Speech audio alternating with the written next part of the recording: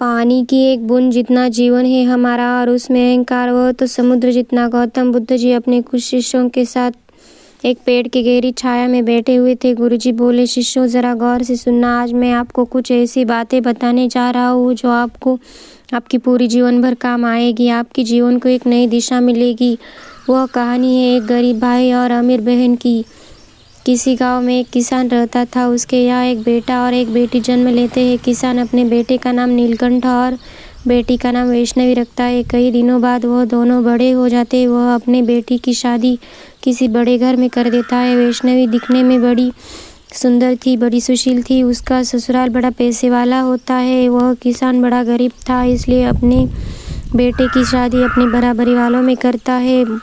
बेटी की शादी बड़े घर में करता है। कुछ दिनों बाद वह किसान की मृत्यु हो जाती है। उसकी बेटी अपने ससुराल चली जाती है और उसका बेटा अपनी पत्नी के साथ खेतों में काम करता, किसानी करता, मिट्टी के कष्ट उठाता और अपना जीवन व्यतीत करता। यह उसकी वैष्णवी किसी बड़ी अमीर घर में चली गई थी। उसका हर दिन पैसे वाले लोगों में उठना बैठना था।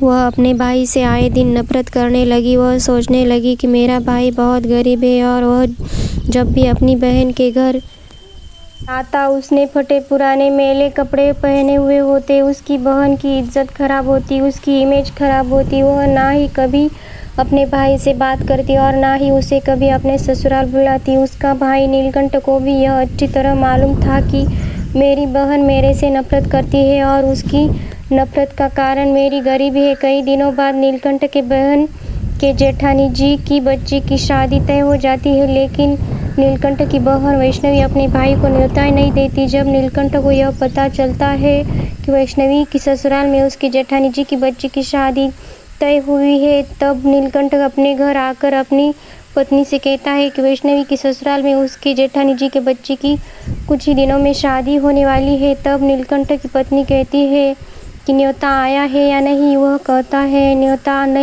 न्योता आया है और हमें जाना पड़ेगा। नीलकंठ अपने पत्नी से कह रहा है और उसकी पत्नी ध्यान से सुन रही है। नीलकंठ बहुत गरीब था। वह किसी से पैसे उधार लेता और पैसे उधार लेकर अपने बहन वैष्णवी के लिए अच्छी अच्छी साड़ियाँ खरीदता है। वैष्णवी की जेठानी जी बच्ची जिसकी शादी उसके लिए भी कपड़े खरीदता है और ससुराल जाने की तैयारी करता है और ससुराल चला जाता है। वह जब वैष्णवी की जेठानी जी अपनी देवरानी की भाई को आता देख वह दौड़ी दौड़ी अपनी देवरानी जी के पास जाती है। देवरानी जी से कहती है कि वैष्णवी, तुम्हारा भाई आया हुआ है और बाहर तुम्हारा इंतज़ार कर रहा है। तब वैष्णवी जी अपने जेठानी जी से कहती है कि भाई ने कैसे कपड़े पहने हुए हैं।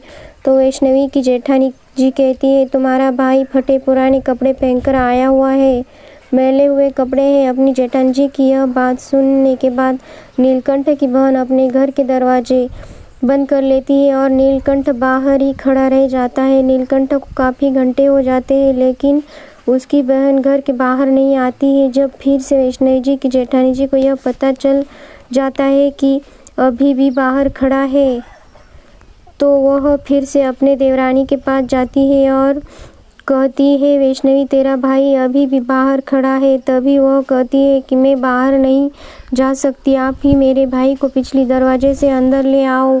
वैष्णवी की जेठानी जी इसके भाई को पिछली दरवाजे से अंदर ले आती है। जब नीलकंठ बड़े दिनों के बाद अपनी बहन को देखता है, उसकी आंखों में आंसू आ जाते हैं और रोता हुआ दुख भरी आवाज़ में कहता है, बहना, तुम अपने भाई को भूल गई। लेकिन वह वैष्णवी कहती है, तुम्हें यहाँ किसी ने बुलाया है? मैंने तो तुम्हें न्योता भी नहीं भिजवाया था, फिर भी तुम मुँह उठाए चले आए। और कहती है, तुम्हें तो कोई लाज शर्म है नहीं, फटे पुराने कपड़े पहनकर मेरे घर चले आए।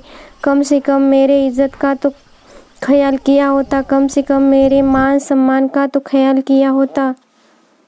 नीलकंठ की बहन कई सारी खरी खोटी नीलकंठ को सुनाती है और नीलकंठ सारी बातें सर नीचे करके सुनता रहता है, अपने मुंह से एक शब्द भी नहीं निकालता। उसके बाद नीलकंठ की बहन नीलकंठ को एक कमरे में ले जाती है और कमरे के ले जाकर अपने भाई से कहती है कि तुम चुपचाप इसी कमरे में बैठे रहो, अपने फटे पुराने मैले कुचले कपड़े लेकर बाहर मत निकालना जब तक मैं ना कहूँ। तुम इसी कमरे में बैठे रहना। नीलकंठ कहता है, ठीक है दीदी, कोई बात नहीं, जैसे आपको सही लगे। यदि आप कह रही है इसी कमरे में बैठा रहूं तो मैं इसी कमरे में बैठा रहूंगा। जब नीलकंठ की बहन नीलकंठ को कमरे में बिठा देती है और खुद बाहर निकल जाती है, तब वह बाहर से दरवाज़ा बंद कर लेती है। अब नीलकंठ उस कमरे में बैठा रहता है। प्रिय दोस्तों, 3 दिन तक निकल जाते हैं, लेकिन वैष्णवी अपने भाई को कमरे से बाहर नहीं निकालती है। उधर नीलकंठ उस कमरे से भूखा प्यासा कमरे में बैठा बैठा इंतज़ार करता है। वह बैठे बैठे नीलकंठ की हालत ख़राब हो जाती है। वह बीमार हो जाता है। वह 3 दिन तक एक ही कमरे में बंद था। उसने 3 दिनों में कुछ भी नहीं खाया पिया था। 3 दिन गुजरने के बाद नीलकंठ आखिर दरवाजे तक जाता है और दरवाज़ा को जोर जोर से खटखटाता है। गौतम बुद्ध जी यह कहानी शिष्यों को सुना रहे हैं और उनके शिष्य बड़े ध्यान से यह कहानी सुन रहे हैं। अब नीलकंठ दरवाज़ा खटखटाता है तो बाहर से वैष्णवी की जेठानी दरवाजे की आवाज़ को सुनती है और वह देखती है इस दरवाजे में ऐसा कौन बंद है जो दरवाज़ा खटखटा रहा है। तब वह आकर के उस दरवाजे को खोलती है। देखती है कि वैष्णवी का भाई बेसुध हालत में अंदर पड़ा हुआ है। जेठानी नीलकंठ को कमरे से बाहर निकाल देती है और कहती है कि तुम्हें इस कमरे में बंद किसने किया। तो वह मजबूर भाई, लाचार भाई नीलकंठ कैसे कहता कि मेरी बहन ने मुझे इस कमरे में बंद किया है। अब वह लाचार मजबूर भाई उससे कहता है, पता नहीं, मैं इस कमरे में बैठा था और गलती से किसी ने दरवाज़ा बंद कर दिया और उसके बाद मैं इसी कमरे में बंद हो गया। इतना कहने के बाद वह बाहर निकल जाता है और बाहर निकलकर नीलकंठ सीधे अपने घर के लिए रवाना हो जाता है। प्रिय दोस्तों, अब नीलकंठ रास्ते में रोते हुए आता है, भूखा प्यासा। उसे कुछ दूर जाने के बाद चक्कर आने लगे। तेज धूप पड़ रही थी। भूखा प्यासा अलग था, उसे चक्कर आने लगे, उसका सिर घूमने लगा। तब उसके पास एक बूढ़े पिताजी आ जाते हैं और उसे पकड़कर उसका सर अपने गोदी में रखकर उसे आराम करवाते हैं। तब नीलकंठ कुछ देर उनकी गोदी में सर रखकर आराम करता है। जब कुछ घंटे बाद उसे होश आ जाता है तो वह देखता है कि अपना सर एक बूढ़े हो चुके पिताजी के गोदी में है। वह नीलकंठ खड़ा हो जाता है और उस बूढ़े पिताजी को प्रणाम करता है और उससे पूछता है कि आप कौन हो। प्रिय दोस्तों, गौतम बुद्ध जी इसी कहानी को अपने शिष्यों को समझा रहे हैं और शिष्य बड़े ही ध्यान से समझ रहे हैं, सुन रहे हैं। गौतम बुद्ध जी आगे कहते हैं कि वह बूढ़े पिताजी कोई भगवान थे, क्योंकि नीलकंठ की पत्नी किसी भगवान की बड़ी भक्त थी। वह तगड़ी भक्ति किया करती थी, इसलिए नीलकंठ चक्कर खाकर गिरने लगे तो वह भगवान प्रकट हो गए और नीलकंठ को अपनी गोदी में सर रखकर सुलाते हैं। जब उससे होश आता है वह नीलकंठ भगवान को प्रणाम करता है और अपने घर की ओर चलने लगता है। तब वह बूढ़े पिताजी उससे कहते हैं कि कहाँ से आ रहे हो बेटे। तब नीलकंठ कहता है, अपनी बहन के घर से आ रहा हूँ। तब वह बूढ़े पिताजी कहते हैं कि तुम तो शादी ब्याह से आ रहे हो, अपनी बहन के यहाँ से कुछ लेकर नहीं आए हो। तभी नीलकंठ कहता है, पिताजी आपसे क्या छुपाना, आपने तो मेरे प्राणों की रक्षा की है। तब नीलकंठ उनसे अपनी पूरी घटना बताता है। वह बूढ़े पिताजी उस पूरी घटना को सुनते हैं। उसके बाद वह बूढ़े पिताजी कहते हैं कि नीलकंठ तुम चिंता ना करो, यहाँ से कुछ ही दूरी पर मेरा बगीचा है, बगीचे में चलो। नीलकंठ उनके साथ उस बगीचे में जाता है। वह बूढ़े पिताजी उससे कहते हैं कि मेरे इस बगीचे में बड़े बड़े आम और तरबूज भी है। इन आम और तरबूज को आप तोड़ लीजिए और थैले में डालिए। वह आगे जाकर नीलकंठ की पत्नी उस थैले को देखती है तो उसमें सोने के आम है और सोने का तरबूज है। वह देख के आश्चर्यचकित होती है। वह नीलकंठ की घरवाली सोचने लगती है कि हमारी गरीबी पर हमारी ननद को बड़ी दया आ गई, इसलिए उन्होंने इतना सारा धन भेजा है। जब वह तरबूज को खोलती है तो देखती है कि उसके अंदर भी हीरे मोती भरे पड़े हैं।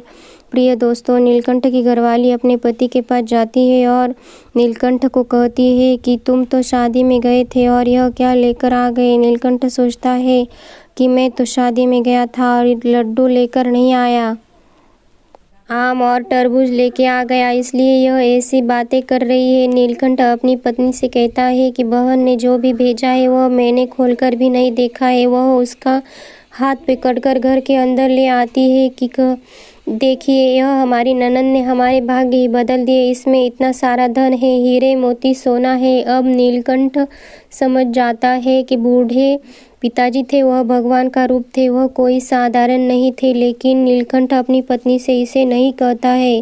नीलकंठ की घरवाली को सदा से यही लगता है कि यह सब मेरी ननद ने भेजा है, हमारी गरीबी पे तरस खा के। अब भगवान की कृपा से नीलकंठ एक अच्छा सा महल निर्माण करता है, बड़े ठाट माट शानो शौकत से रहने लगता है, बड़े राजा महाराजाओं की तरह रहने लगता है। जब नीलकंठ का घर तैयार हो जाता है, महाराजाओं जैसे शानो शौकत हो गई, तब नीलकंठ की घरवाली नीलकंठ से कहती है कि देखिए जी, अपनी ननद को अपने घर ले आओ, अपने पीहर में घूम जाएगी। उसको काफ़ी बरस हो चुके हैं, इसलिए उसे एक बार ज़रूर लेके आओ। ननद की वजह से ही आज हमारे इतने बड़े ठाट माट शानो शौकत है। तब नीलकंठ अपनी पत्नी की बात सुन के अपने बहन को लेने जाता है और जाके अपनी बहन की उसी दरवाजे के सामने खड़े हो जाता है जहाँ कुछ समय पहले खड़ा हुआ था शादी के समय। प्रिय दोस्तों, जब नीलकंठ की बहन वैष्णवी की जेठानी को पता चलता है कि देवरानी का भाई आया हुआ है, ऐसा लग रहा है जैसे कोई राजा महाराजा हो। वह जेठानी वैष्णवी से जाके कहती है कि तेरा भाई आया हुआ है। वैष्णवी उनसे कहती है वह भिखारी मेरा भाई नहीं है, क्योंकि वैष्णवी हर बार उसे भिखारी समझ रही थी। लेकिन वैष्णवी की जेठानी कहती है कि यह भिखारी नहीं है, कोई राजा महाराजा है। दो बड़े सिपाही खड़े हैं, रथगाड़ी खड़ी है, जाके बाहर देख। नीलकंठ की बहन वैष्णवी अपने धरोखे से अपने भाई को देखती है और सोचने लग जाती है कि इसका भाग्य कैसे बदल गया। तब अपने कमरे से निकलकर वह बाहर जाती है, भाई से कहती है मुझे क्षमा कर दीजिए, मैंने बहुत बड़ा दुख दिया है आपको। फिर भी नीलकंठ ने कुछ कहा नहीं। वह कहता है कि हमारे दिन कुछ ऐसे ही थे, पर अब आपको घर चलना है, आपको पीहर चलना है। नीलकंठ की बहन नीलकंठ के घर जाने को तैयार हो जाती है और अपने भाई के साथ अपने पीहर जाती है। पीहर आकर के वह अपने भाई की शान और शौकत को देखकर तंग रह जाती है। आलीशान महल, उसके अंदर नौकर चाकर लगे हुए हैं। अपने भाई की शान और शौकत को देखकर वह दंग रह जाती है। उधर नीलकंठ की घरवाली अपनी ननद की इतनी सेवा करती है क्योंकि उसको यही लगता था कि आज तक यह हमारी शान और शौकत है, यह हमारी ननद की वजह से है। यदि हमारी ननद हमें इतना सारा धन नहीं देती तो आज हम इस मुकाम पे नहीं होते, क्योंकि नीलकंठ ने अपनी पत्नी को कभी सच्चाई बताई ही नहीं थी। इसलिए नीलकंठ की घरवाली ननद की इतनी सेवा करती कि उसे अपने हाथों पे बिठाए रखती। कुछ दिन निकलने के बाद वैष्णवी का ससुराल जाने का समय हुआ तो नीलकंठ अपनी बहन के लिए किसी एक मौजी के पास जाता है और नीलकंठ अपनी बहन के लिए मौजी से एक बोलने वाली जूतियाँ बनवाता है। वो मौजी से कहता है कि मौजी ऐसी जूतियाँ बनवाओ जो हमारी बहन पहन के चले पर बोले और वह ये बोले। अब वह नीलकंठ उस मौजी से कुछ ऐसी बातें बताता है जो जूतियाँ बनवाओ वह जूतियाँ यह बातें बोले। प्रिय दोस्तों, यह बड़ी अनमोल बातें हैं, इन्हें ज़रा ध्यान से सुनिएगा। पहली बात ज्ञान की है कही, मान तू मत भूल, होती है अज्ञानता निर्धनता का मूल। दूसरी बात, नहीं गरीबी से बड़ा है कोई अभिशाप, हासिल करके ज्ञान की कर ले तू रुबाब। तीसरी, आलस कर रहे हो जो सदा वह परिवर्तनहीन, वही कर्म फिर करे रहे स्वयं दीन। चौथी बात, समय भरोसे जो बैठता रहता सदा गरीब, बिना कर्म बदले नहीं उसका कभी नसीब। पांचवी बात, दोष समय को दो नहीं, नहीं बनो मजबूर, कर्म साधना से जुड़ो कर लो गरीबी दूर। कर्म भी करता नहीं कोसे सदा नसीब, भाग्य भरोसे जो बैठता मानव सदा रहे गरीब। सातवीं बात, अज्ञानी पर ही सदा करे गरीबी वार, विजय होता युद्ध में सदा ज्ञान बने हथियार। आठवीं बात, पैसों की बाजार में बदल गई तेजी, धन दौलत से जुड़े रहे रिश्ते हो गए गरीब। नीलकंठ मौजी से कहता है कि मौजी, यह बातें बोलने वाली ऐसी जूतियाँ बनाओ जो मेरी बहन पहनेगी, और वह जूतियाँ यह बातें बोलेगी जिनको मेरी बहन सुनेगी। वह सुनेगी तब अपनी गलतियों का एहसास करेगी, पछतावा करेगी। नीलकंठ अपनी बहन के लिए हीरे मोती जड़ित ऐसी सोने चांदी की जूतियाँ बनवाता है और ला कर के अपनी बहन को देता है और कहता है कि लो बहना, जूतियाँ लो और आराम से जाना, अपना ख्याल रखिएगा। नीलकंठ अपनी बहन को ऐसी हंसी खुशी विदा करता है। अब वैष्णवी सोने चांदी हीरे मोती जड़ित जूतियाँ अपनी बैग में रखकर अपने घर ले जाती है और वह जाकर के अपनी जेठानी जी, अपने सास ससुर को यह जूतियाँ दिखाती है कि मेरे भाई ने सोने चांदी हीरे मोती जड़ित जूतियाँ दी है। जूतियाँ